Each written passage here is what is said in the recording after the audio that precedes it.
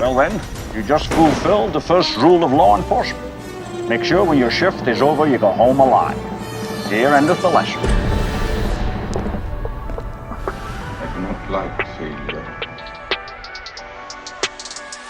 Goldfinger, he's the man. Goldfinger, You expect me to talk? such a cold finger. Oh, Mr. Bond, I expect you to die. Determining the best James Bond film is subjective and varies based on personal preferences. However, several installments are frequently cited as standout entries in the franchise, such as Casino Royale, 40,500,000 all in. Skyfall, or The Spy Who Loved Me. You shot your boat, Stromberg. Now it's my turn. These are definitely standout entries, but in my opinion, I feel that Goldfinger is the quintessential Bond film, the gold standard, if you will, and worthy of not only my pick for Sean Connery's #1 Bond film, but perhaps the #1 entry of the entire series. Such a cold The culmination of finger. these efforts resulted in a film that was both a critical and commercial success, solidifying James Bond's status as a cultural icon and setting a high standard for action films in the years to come. Kindly omit the customary byplay with 007. He's dining with me and I don't want him to be late. So there's hope for me yet. The basic plot revolves around 007's mission to investigate the activities of the wealthy and eccentric Art Goldfinger, Mr. Goldfinger. who is suspected of engaging in gold smuggling, with Goldfinger's Rolls-Royce as the perfect way to hide his activities by literally shaping the gold into the car's bodywork. Bond uncovers a plot to contaminate the United States gold reserves at Fort Knox, aiming to increase the value of Goldfinger's own gold stockpile. The narrative weaves espionage, high-stakes gambling, and thrilling action sequences into a cohesive storyline. The film opens with what would become a staple of the series, the first true pre-title sequence, as Bond destroys a drug laboratory, culminating with the shocking scene where 007 electrocutes an antagonist in a bathtub. Shocking. Positively shocking. I bet you did not know that Pussy Galore's name was almost changed. Honor Blackman, who played the unforgettable Pussy Galore, revealed that the name of her character was originally considered too risque for mainstream audiences. Well, there were discussions about changing it, but ultimately the name stuck, becoming the most infamous Bond girl name of all time. My name is Pussy Galore. I love gold! Art Goldfinger is often cited as one of the most iconic Bond antagonists. His character set a precedent for the franchise with his extravagant personality and nefarious schemes. Whether he is the absolute best is subjective and varies based on individual preferences and interpretations of what is a great Bond villain. However, opinions on the best Bond villain vary among many audiences and critics alike. Ernst Stavro Blofeld, for instance, is another prominent master of villainy, and he has appeared in multiple Bond films, but I must say that Goldfinger does set that gold bar high in his ability to exemplify the over-the-top narratives and schemes that have become a hallmark of the series. Of note, there is no other situation that Bond has ever been in that is more iconic than his sit-down with Goldfinger with that laser on track to ruin his day. I bet you did not know the iconic and now infamous line from Art Goldfinger, "No, Mr. Bond, I expect you to die," was actually improvised by actor Gert Frobra. Originally, the script had Goldfinger saying something way more conventional, but Frobra made the change, delivering a line that became one of the most quoted moments in Bond history. The taste of it, the smell of it, the texture. I love gold so much that I even lost my genitalia in an unfortunate smelting accident. Our job. Oddjob is Goldfinger's deadly and loyal henchman, known for his quiet strength, having only limited lines, and his unique weapon. Yes, the iconic, lethal, unassuming razor-edged bowler hat, throwing it with deadly accuracy, and it is a key part of his character. Oddjob quickly became one of the most memorable figures in the entire Bond franchise, even so far as to have a series of commercials for Vicks Vapor Rub, yeah. No matter how strong a man is, a cough can still get the upper hand. Oddjob was played by the late Harold Sakata. Sakata was a former Olympic weightlifter, and he definitely brought a unique physical presence to the role, which helped make Oddjob become a standout character for all time. His final confrontation with Bond left audiences definitely shocked, as he is dispatched by Bond in a fight scene that was creatively arranged by legendary stuntman Bob Simmons.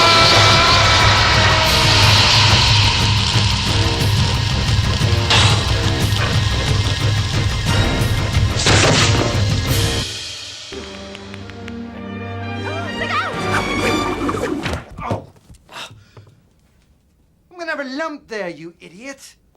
Who throws a shoe? Honestly. Morning, Q. Sorry about the leg. Skiing? Hunting. If any one character has been there more for Bond when he needs that something special to get him out of one of those many bad situations he always seems to get himself into, we get the ever-dependable Q, which is short for Quartermaster. Morning, Q. Morning, 007.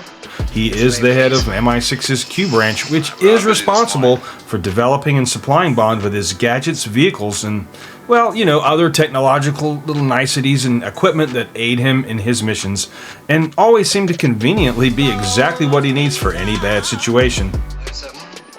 You'll be using this Aston Martin DB5 modifications. The role of Q was most famously portrayed by actor Desmond Llewellyn, who played the character in 17 consecutive Bond films from Russia with Love in 1963 until The World Is Not Enough in 1999. Llewellyn became synonymous with the character, known for his witty banter with Bond and his slightly exasperated tone when Bond would disregard or misuse the gadgets. Who was that? And incidentally, we'd appreciate its return, along with all your other equipment. Intact for once when you return from the field.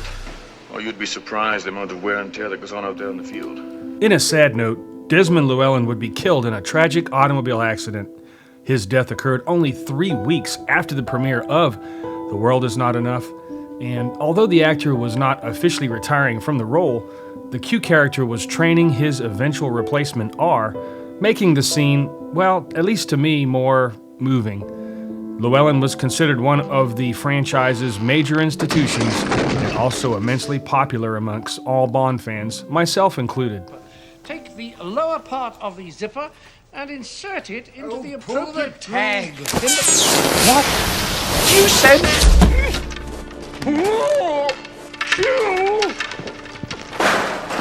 Seems well suited for the job. You're not retiring anytime soon. Are you? Now pay attention, 007. I've always tried to teach you two things. First, never let them see you bleed. And the second? Always have an escape plan.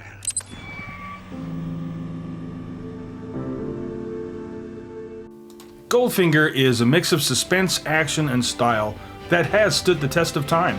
This film is the perfect storm of iconic elements that bring Bond into focus, influencing not only subsequent Bond films, but action films in general. It is easy for me to say that this movie is a perfect 10 out of 10. It is the best Bond film of all, yes, because even with several other 10-point Bond films out there, this one has all the provenance that even they have aspired to emulate. Goldfinger is the gold standard of the franchise. Goldfinger's director would be Guy Hamilton, and he had actually declined to direct the original Bond film Dr. No back in 1962, but he would again be approached for Goldfinger, and he would shape the third film into something very special, later reflecting that he was able to successfully merge the series mix of action and adventure with more of the sexual innuendo and black humor. He also wanted to make something more of an appealing film for the American audiences. Hamilton helped set the template for the Bond films that followed. The film was a massive success, and Hamilton's direction was key in translating Ian Fleming's novel into a cinematic classic. and was the first Bond film classified as a box office blockbuster. I bet you didn't know that Guy Hamilton was the original choice to be director of the 1978 film Superman the Movie. However, due to his status as a tax exile, he was only allowed to be in England for about 30 days a year, where production had just moved back there at the last minute to Pinewood Studios. So the job of director was then passed on to Richard Donner. Hamilton did insist that he be paid in full, however, and coincidentally, he was also approached to direct 1989's Batman, but he declined. If you gotta go with the smoke.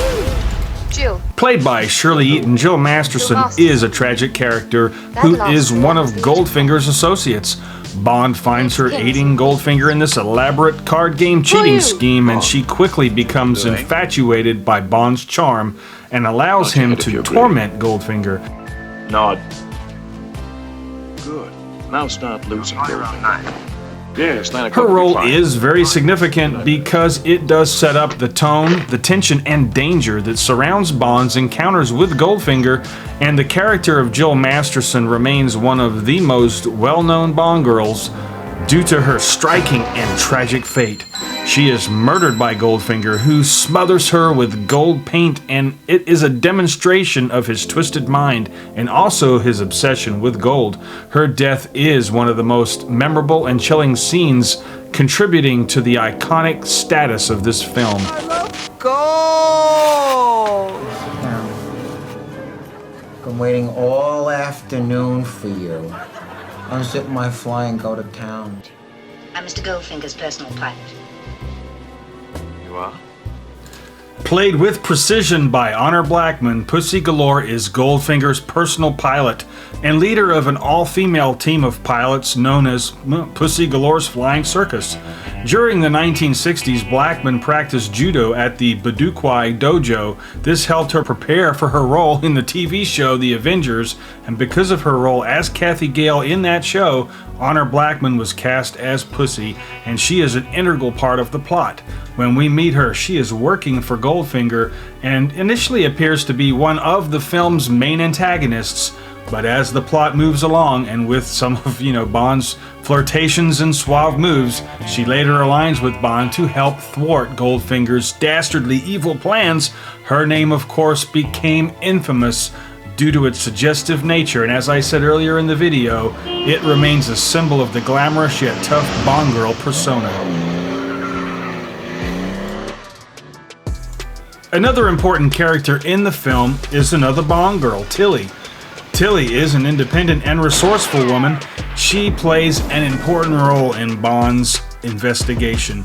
In the film, she initially attempts to confront Goldfinger on her own terms, even taking a shot at him, but her efforts are thwarted and to no avail, later crossing paths with Bond. Although she does not share a romantic relationship with him, she definitely assists Bond in his mission.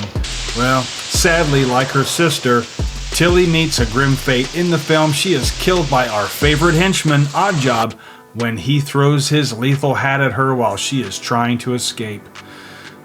Well, Tilly's death highlights the danger and the ruthlessness of the antagonist's cold villainy and further emphasizes the stakes of Bond's mission.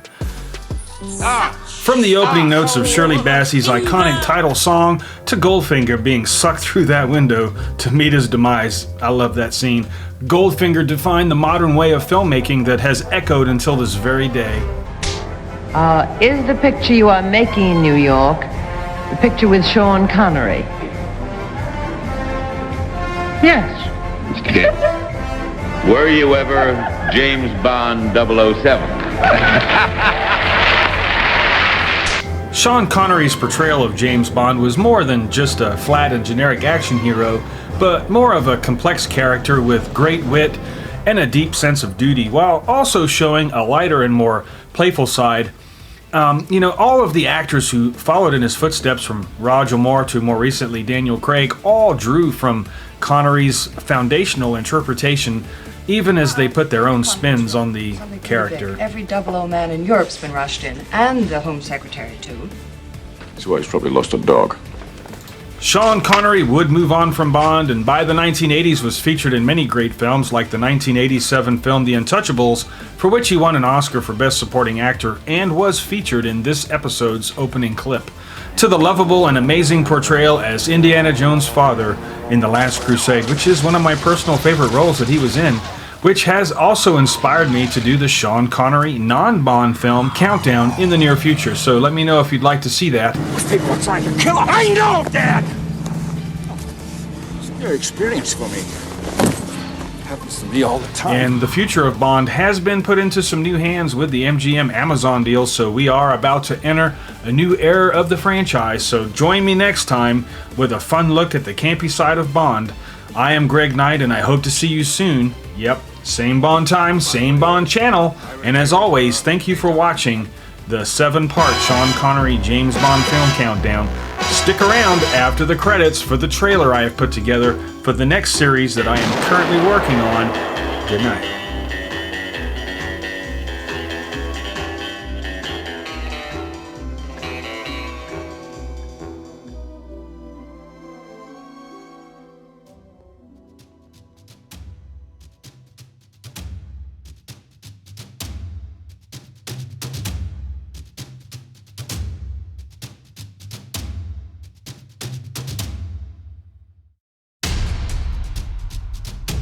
If I let you know where I'm going, I won't be on holiday.